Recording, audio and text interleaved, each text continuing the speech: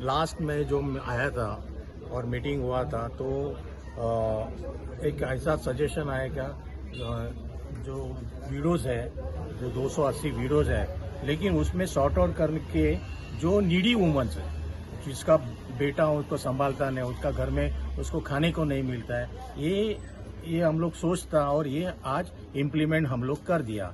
आज 25 राशन का हम लोग 25 वीडियो में डिस्ट्रीब्यूशन किया है और जैसा और आ गया 280 में से और जो वीडियोस आ जाएगा उसको हम लोग ऐड ऑन करते जाएंगे।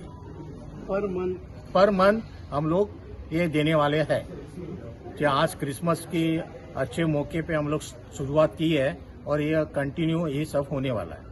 और ये 280 जो वीडियोस हैं उनको हर महीना नुसी की तरफ से 800 रुपया एक्स ग्रेशिया दिया जाता है।